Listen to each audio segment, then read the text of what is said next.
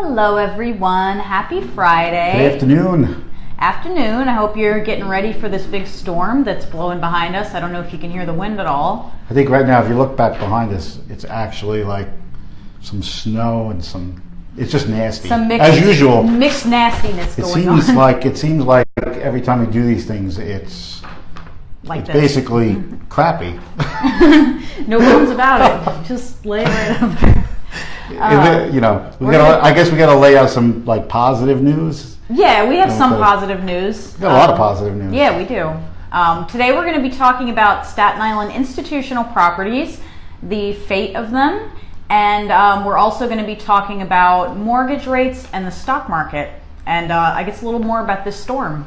Yeah, it's going to be an interesting weekend for people as this weekend progresses. Yes. If you haven't noticed, there's a couple of warnings out there. I think there's coastal flood warnings. Yeah. There's high wind warnings for tonight. It's going to be an interesting night for for the people who like bad weather.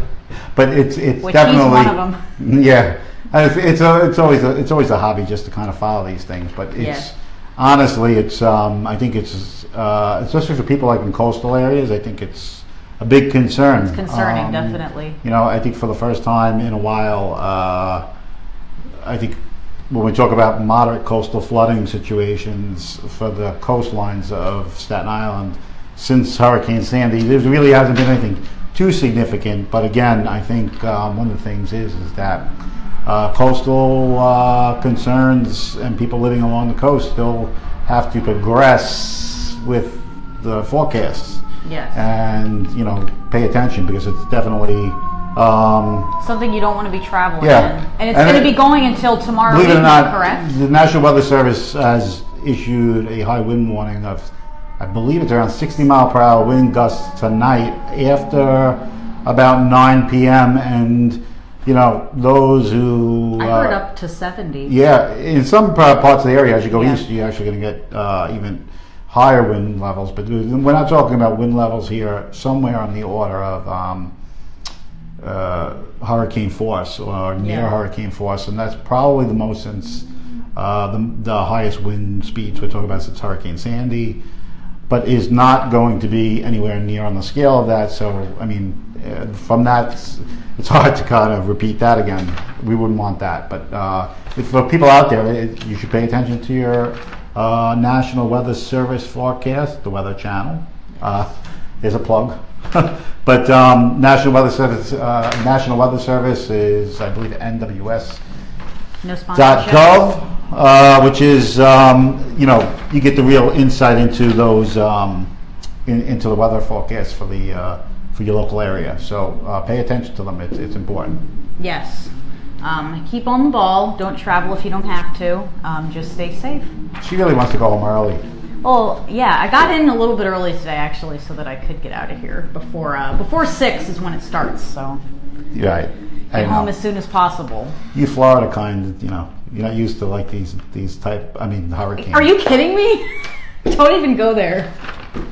The Sunshine State. Come on. The Sunshine State has more hurricanes than anywhere. But anyway, I'm used to that. But anyway, you pansies weren't prepared for Hurricane Sandy. Don't say that to that audience. Gosh, no. But we have a lot of things to go over this week, and some interesting discussions about institutional properties, like you had mentioned earlier. Yeah. But we're going to start off with the mortgage rates and basically what's going on with mortgage rates. Just to kind of like piggyback on mortgage rates, one of the things is that Mortgage Bankers Association issues a weekly projection on mortgage applications. They are down a little bit in the last week. They're up a little bit this week. They're up 2.7%. There were some concerns whether or not, and for those people who are homeowners, whether or not interest rates would dampen buyer enthusiasm for housing, and that's not the case. Right. So it seems like it's still pretty good. And I had said before that with mortgage rates on the increase, would it dampen the market at all? I don't think that's the case. Right. Not until it reaches probably above 6%. I said 6% was like the number that would really change the market, begin the process of changing. Because right now people probably see that they are still low, but they may not be for very much longer. So I think people are probably still trying to get in on the low rates. Yeah, I mean the low rates. I think that the next few months will pan out these rates. I would be surprised if we go into maybe the end of the summer that we're not into the 5.5 range, based on what I've seen so far and where the rates are progressing. But the stock market is jittery still based on that. Yes. It was down again last week.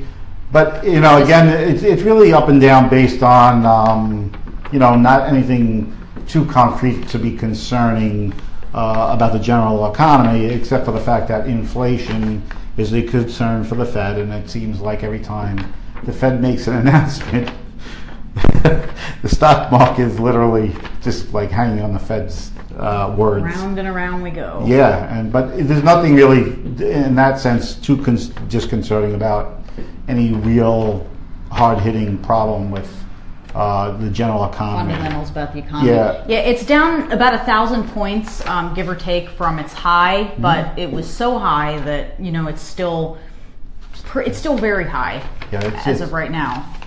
It's and I think when we look at the numbers there, in the last quarter, you're basically looking at about a 12 to 15% rise in the stock market. So, one of the things is that these things are again cyclical, and I think from that standpoint, the cycle is still. I think the cycle is pretty much, it's kind of flattened out, and I expect it to flatten out for a little bit until things pan out with the inflation level numbers, which they seem to believe are happening more recently. You at home know the cost of a gas bill is obviously has been impacting you since 2005, and your food bill has also gone up. Those aren't factored into the inflation rates for normal folks. So when they talk about inflation on Wall Street, we're going to talk about your milk purchases. They're not talking about your average Joe. Yeah, I mean, I think in 2006, 2007, 2008, just before things really, it was still $1.29 a gallon for milk. I believe it's like triple that now. So, but cost of living has increased, and obviously the Fed is getting more comfortable with the fact that you have enough to pay for those things. But it's always interesting to see how people kind of react to the sticker shock. A little bit of rockiness. The sticker shock of mortgage interest rates. So, but refinances have slowed down a little bit. It's still. I expect the real estate markets to continue to be very solid into the new year. I don't expect that we're going to see any great changes from last year. With at least the first 2 quarters of this year, I think you'll start seeing whether those interest rates start playing a role. I would say sometime in September. So September is always an interesting month in the economy in general. So after the summer markets tend to really School starts again, and I think the mindset starts to change. So it's always an interesting time of the year. So I think that will be a key metric in knowing where maybe if there's any longer term consequence of higher interest rates on the marketplace. Yes. If everybody remembers, like the 80s, it was 12% for a mortgage, 12, 15%. It got to 18%. Yeah, it was up as high as 18%. The good thing was if you had CDs, and that was like a big thing, the certificates of deposit, you very rarely give or take. Yeah, your CDs were about up. Yeah, we were like 9, 10, 11%. So and now it's like a special thing. My bank said, "Oh, you get a 1.01 CD. Sign up now." As opposed to your 0.02, not even 0.2% on a current banking account. So Savings accounts are... Yeah, so it's an interesting time, and we'll see how that progresses with the real estate market. But we're going to get into some of the other topics. We're going to get into stats probably more next week. Yeah, we're going to get the detailed, I think last week we had said we're going to get some preliminary stuff. I will say that I kind of put that on hold because we need to get some more numbers to give you a better, accurate assessment as to what those are. So we will have that next week. Yes. Okay, and we're going to jump into the institutional properties, the fun stuff. Now we have the numbers the done. teeth of the conversation, which is the fate of all these. And before we even proceed with the fate of institutional properties, and when we talk about institutional properties, just for the audience sake, institutional properties are what we would consider like St. John's Villa being an institutional property, Catholic Archdiocese properties that are very important. Yeah, the history for Staten Island. Yeah, some of them are historic, some of them educational. Yes. But basically, what we're looking at is what's the fate based on some of the history of these properties past, and we can look at some past cases and see how they kind of relate to what's happening today. And if there is, in fact, any real legal measure for the preservation of these properties.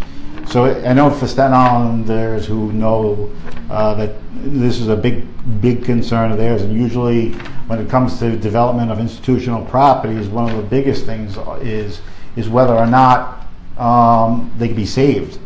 And I'm going to get a little bit more into that as we go through some of the individual properties situations, and give you some backgrounds and histories on even some of the work you've done. I think back in 2013, yes, you did a little piece on kind of expose about Mount Manresa and the people that were working to preserve it. It was definitely it was a big deal in the community at the time, and I think people still do talk about it a lot. A lot of people were very upset that we had kind of two sides to the matter. We had the Catholic Church, which is sort of more what I expected, and then we had also a lot of environmental people who were very concerned about trees that were hundreds of years old that were going to be cut down, which ended up being... Yeah, I think from a preservation standpoint, I think one of the things was for Staten Islanders in these particular areas was whether or not you basically could do something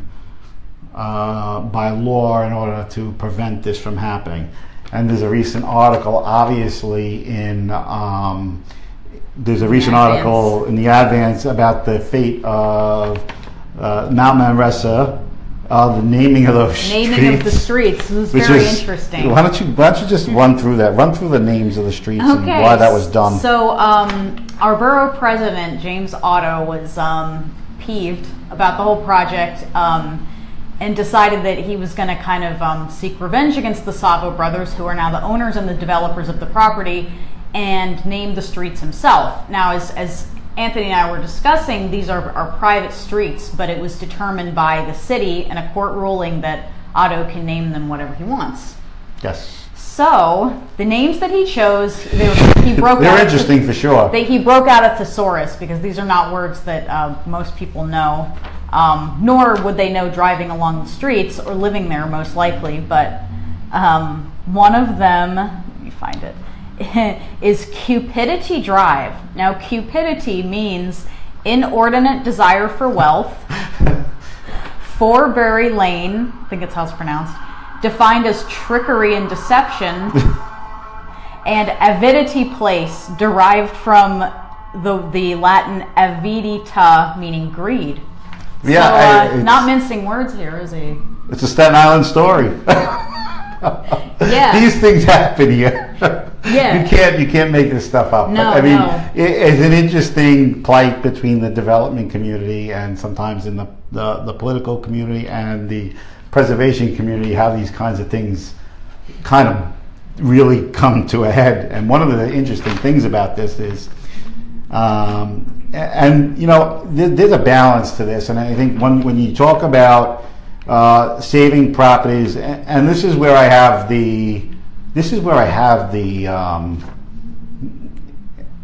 I understand the teeth of of government wanting to institute something of a saving nature. I think, though, we have to be a little bit understanding of process of law, in the sense that to these things, I understand the need to do something, and the street naming stuff, while it definitely sends a message, I don't know who it harms more. The people who are going to purchase this obviously are going to live with the consequences of the names, I think, more than the developers. More so than the developers, yeah. I mean, there's a long-term consequence. Not that, like you said, they're not done in such a way that necessarily... It's totally obvious. But still, how would it feel if you lived on a street that was named after a tree? It's going to wind up in Wikipedia. Yeah. So like the neighborhood you live in is going to be like part of a Wikipedia story, similar to, if anybody remembers, the Bedell House in Tottenville, when the mayor landmarked that suddenly. But I mean, there's but here's where I have the issue in general, is that when it comes to institutional property, and when you look at government's responsibility in the institutional property equation, you want to look at are the things in place. It's not like these parcels are not known to most people. The idea that you could just kind of bridge the gap between preservation and property rights, which is a matter of constitutional law, becomes like, it gets too close to being practical for the problem at large. And I've long said that part of this process needs to be that if government, city government's interested in preservation, what they should really do is monitor where these parcels are, where they're located, and what could be done now. Right. Versus waiting for the applications to be filed. And in general, that's the largest problem we're talking about here, is that it's not, these properties are not known that they exist. And why this is happening, folks, is that as housing becomes more scarce, the necessity to develop is driving the prices of institutional properties beyond what they're normally. Yeah, they're receiving record numbers in terms of the type of land value they have. And if you look at through the history of New York City, this has been, this is not abnormal for New York City. I mean, Manhattan, there's been a lot of landmark cases involving preservation and large sites and things like that. But as cities emerge and as time emerges, the necessity to understand that if we are to preserve them, you have to have a very proactive approach to doing it. Right, and there were a lot of people who worked very, very hard and believed that the site should have been landmarked. Like I said, on both sides, the Catholics and environmental preservationists. But I think what you're saying is that it was all just too little too late. And they should have started there's no proactive strategy to it. I mean, when you think about it, as part of, you can't, there's a danger to, and I've seen that kind of play out when the landmarking of the Bedell House took place in the fashion that it did. I mean, to the degree that, you could question a little bit about whether or not that's a correct move on government, being that the property was to be developed with an idea of a profit, which is, it is a normal part of, ownership of land. And the big thing is that whether or not if you take an action or take an action that substantially limits profitability in the potential land use, does that become an overreach of government's ability to control the preservation of a property? And you have to get into the teeth of it and say, and the worst thing you could do is that I think the part of the law that really gets really dicey is when you kind of like push the envelope and saying, well, there's historical significance, but we're going to look at the historical significance in a matter of weeks because of permits being filed. It's not that piece of it. There's an issue but some of these things have been in the process, but it needs to be fostered as part. And I believe in the preservation of these properties. Don't get me wrong. There is no doubt about it that these Mount Manresa and the properties. Villa's going to be talked about soon. We'll get into that a little bit more. But you're talking about very high land values. And one property that we do know is the San Franciscan Friary. The San Francis Friary. St. Francis Friary. Yes. Close enough. I was going to say San Francisco Friary. I know, you were almost there. I did that yesterday. I can't. It's like a tongue twister for me for some reason. Yeah. But one of the things is that Franciscan Friary. Franciscan. St. Francis. Is it St. Francis? Yes. Okay. Was the St. Francis Friary is now the Coptic Orthodox Church. Right. They in 2016. Now there was some concerns, and I think the Toad Hill community and the Civic Association had concerns about the sale and purchase of that particular property, and what's its fate. You had that turned out Greek. It was with the Orthodox. Yeah, the Coptic Orthodox Church. Coptic Orthodox Church purchased the property. Then you had also High Rock Park, Pouch Camp. Yes, that was saved back in 2013. Big victory. People were really excited about. Yeah, and I know some of the players there. They did, a phenomenal job in creating awareness for it and ultimately funding. Probably was not done at the last minute, I'm guessing, right? Yeah, it was an 11th hour type thing. I got it. Yeah, for the most part, it was an 11th hour push by several people, get funding. I know some politicians, I think Michael Cusick and some others who had some history with these properties. Yeah. So it's the Boy Scouts. The Boy Scouts camp there. Yes, Boy Scouts. There's all sorts of summer things, but it's kind of known to many people who along Staten Islanders that have spent summers in kind of this rustic setting, and how it's impacted people when when the potential of it being sold. They broke into action. There were several rallies, and there was ultimately funding. But again, there now becomes an issue moving forward when we talk about the preservation portion of institutional properties. Yes. What could be done next? Okay, and this is, for those people who are out there who are saying, what could be done next with institutional properties, what you're looking to do is basically, for those people in the landmark community who I know well, I know some of them personally, and I know some people who've spent a lot of time in their livelihood, in the interest of preservation, and they do fantastic work. I've worked with some of these people in the past. They do the biggest thing is that keeping these institutional properties that are and the potential for development and preserving character, excellent choice to make.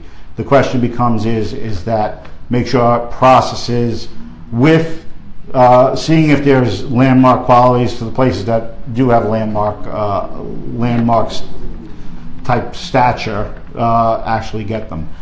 The worst thing that's going to happen is, and I think to a large part, we're going to get to the St. John's Villa question, what happens there. Yes. And I will tell you probably, that, St. John's Villa is now sitting probably on one of the most expensive pieces of real estate you could find in Staten Island. It's really an expensive piece of real estate. So I think for the concerns that are out there is like, well, what do we do now? What's going to happen with that now? Yeah. And there are still teachers petitioning and trying to keep it open, but it's just kind of an up and down. Yeah, but here's where the question comes: is you get low enrollment.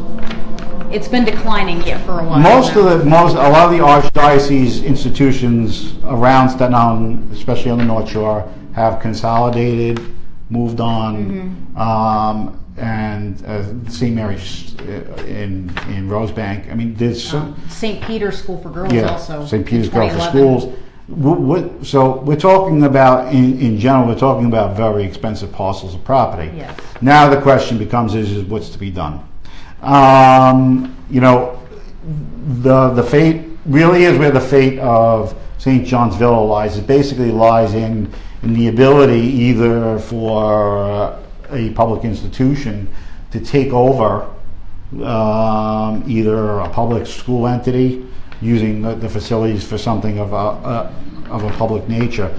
But the debate becomes the cost factors involved in that. Yeah, so the building is 94 years old and it's fallen into disrepair, so it becomes kind of a big question of, is it really worth maintaining that building on such a valuable property, you know? That's the issue. Maybe. So, and that's what people need to be concerned with, is that, you know, in the effort to preserve, you're talking about, I mean, let's forget about what's on the land.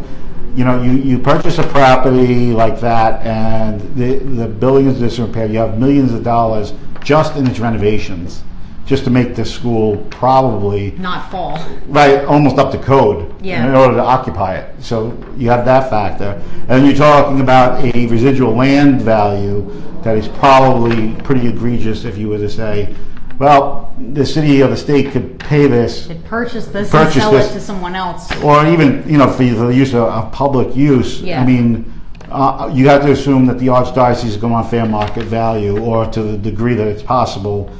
I'm sure that they're willing to make some exceptions to absolutely fair market value, but you're talking, I would say, as a whole, you're talking about, I would easily say that this is one of the single most expensive institutional properties you have on Staten Island, period. So in terms of, like, you know, maybe it's not the largest, but location-wise, it is probably, you're talking about literally, you could like jump off St. John's Villa property onto the bridge, and it's really an amazing and it's really amazing piece of property in terms of view, and it's just, so you have a lot of things going on there. So it's going to be interesting to see how that plays out. But for the players that are out there, it's very important to understand that, you know, landmarking stuff is not a simple process. And if that is the intent, they had better be already along that process. Yeah, we're going to get into that a little bit. And, you know, but again, it's going to come, this comes a question of timing. And this has to be something that has to be done correctly.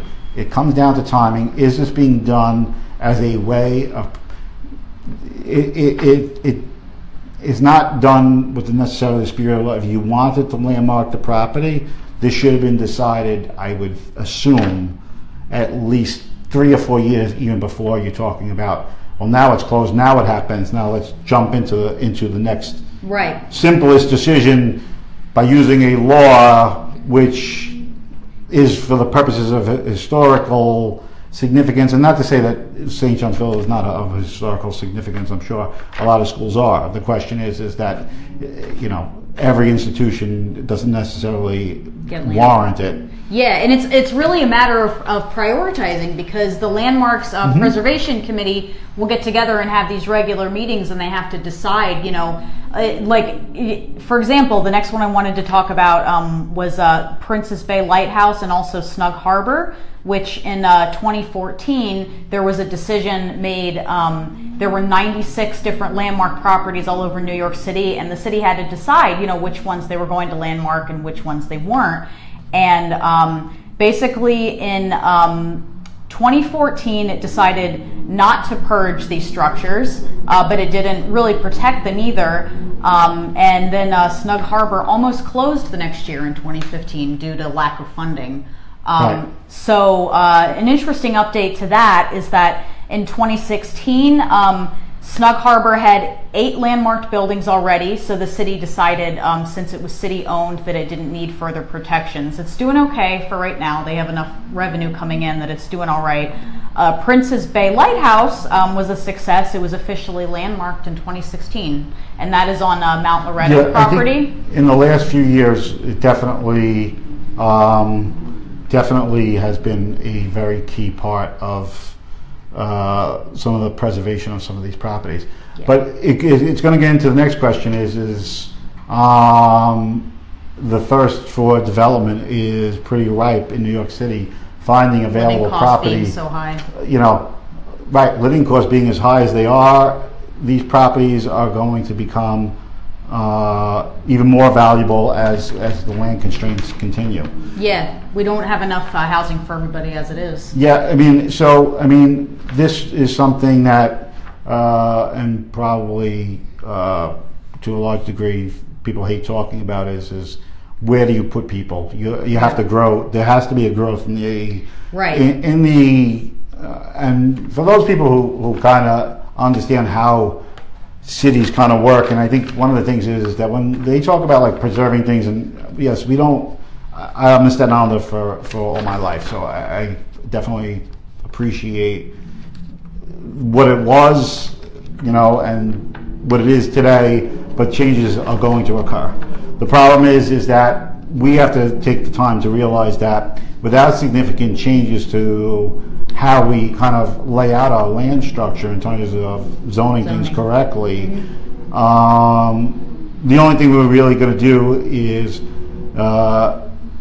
taxes become a problem, because the key thing in any time you talk about development, you talk about revenue structures for a city, property taxes being a huge piece of that. So, paying cops, paying firefighters, paying city services, without the continued growth of people. Of a tax base. Yeah, the tax base expanding, especially in the real estate arena.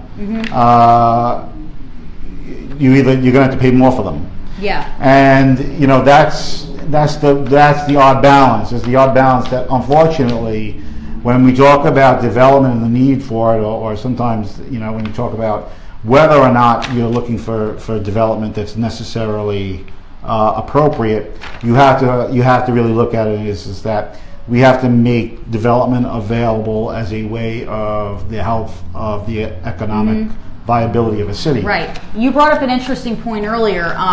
A lot of people who are very upset about losing institutional land are also the same people who don't want to see rents and mortgages skyrocket. They want everyone to be able to have an affordable home. So would you say that adding more developments and adding more homes helps keep down the cost of real estate? There's no doubt about that. Yeah. When you talk about inventory constraints, the way we talk about them, we talk about housing shortages. And you know what? The interesting thing is when you hear people talk about creating more economic opportunity at the middle income, lower income levels, and regardless of what they are, the zoning component to those need to be appropriated to match that particular need. And this is if you want to know why the city has become as expensive as it has, is that zoning by most of the city and the types of development that happens around the city definitely happens at a much slower pace here than other places. Yeah, than other places. And then what happens is, we have, for a large part, most of the large tract development here is really now what I call, and it's led to the traffic problems. When people say traffic problems are caused by density, I don't think that's the case. It's actually sprawl. So we have developed these sprawling developments, and because they're spread over a large area, the access to public transportation becomes an issue. So, like we've said, and we've discussed it personally, that you can go to St. George, and it's the densest as far as housing is concerned, but yet there's no traffic. Right. Which is an odd. Yeah, much less traffic than there is out here. Right, and people, because I think there's a, and I spent some time researching this, and the idea is that limiting people, limiting development necessarily changes traffic condition. Yes, to the degree you don't do anything, but with each passing house, and as you move further and further away from the city, less people, bigger space, efficiency of public transportation networks is the issue there. So while you could have public transportation, the efficiency is reduced because of sprawl, and this is something that's never really discussed. Something I saw in Florida rampant in terms of how to deal with the inventory situation and the affordability situation. It needs to be looked at, and or else I don't see much changes in terms of middle class actually being able to afford much in Staten Island. Yeah, it's getting hard. It's getting tough, and I know from a lot of people's perspective, one of the things is soaring rents, soaring prices, and more development helps relieve these things. The interesting thing is, when it comes to public policy regarding these matters, most of the stuff is done with a little bit knee-jerk kind of reactions. Right. But without really understanding economics, it's more emotionally driven. Yeah, I mean, right. The plights are emotionally driven. They sometimes offer a shorter term solution than a longer term one. Yeah. And I think, but when you look at like our housing inventory here, for those people who don't know about the Staten Island real estate market, this is the lowest. We have the most houses in history on Staten Island available. In other words, housing units, the inventory. When you talk about that as a historic number, it's unparalleled. So we have a really interesting scenario here because there is really no housing available to really deal with the amount of people that want to buy here. No. But yet we have the most stock of housing in its history is now in existence now. So as these things shift and change, I think to keep affordability where it needs to be and keeping our young pool of workers in the mix of being able to afford the American dream and being able to work in the areas that they're able to live in, it's important. So it's going to be interesting, though, when you talk about housing in the future and how this has to be looked at. But yes. It's something that we've always spent time in our discussions talking about in previous YouTube videos in the past, and now live videos a little bit now. It's been a lot of some fun. of the people who kind of watch this stuff and say, "Wow, this could be pretty dry and boring," but it's important. But you need to know it. Yeah, I think it's good because when you look at these, when you look at the policymaker standpoints and knowing how to kind of go about things, being informed is something that we always want to do, right? Yeah, that's what we do. We try to help you make the most informed decision. Yeah, and just staying in knowledge the know. is power. And that's about it for today. Do you want to do the last? Yeah, I mean the St. John's Seminary. We have one more, St. John's Seminary in Tote Hill. I'm going to say cemetery. St. Charles Seminary site on Tote Hill is now in the planning phases. It was purchased recently. It's in the planning phases to be transformed into 30 luxury condos for seniors. And what's interesting about that is that the historic mansion on the property is going to be restored and include condos in it as well. That's the plan. So he's not going to be knocking it down. He's going to be repurposing it. If anybody hasn't been to St. John's Seminary, it's really it's a nice place. Beautiful. Been there a few times. Yeah, it's. I mean, it's definitely a wonderful place. And the last thing I did see again was the borough president and the developer. The Blue Star Group is heading up the project, owners of the property, and Otto got mad about this one too.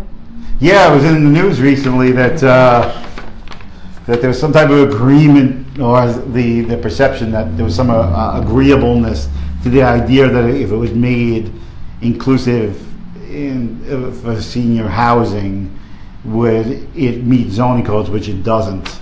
Just so you know, the property itself, there's no zone for.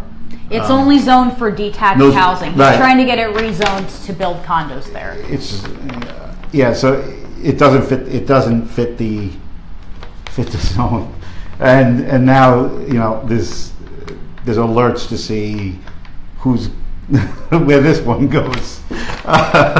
It's always, like I said, it's always interesting when things happen on Staten Island. Exactly who's gonna throw this first punch.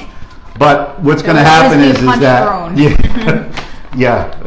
so what's going to really happen is whether or not this really starts to this becomes an issue with the senior housing community here in Staten Island. There is none, and and we debated it a little bit prior to this, and whether or not someone needs luxury condos, and I said yes, they do.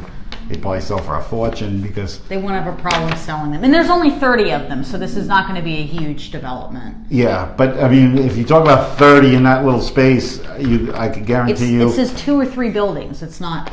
But the people that are there are absolutely going to go hog wild. I mean, that's going to be a tough pill to swallow for a lot of people to allow it. Maybe with the idea it's a senior community, and that's the kind of the blow to this whole thing. Whether or not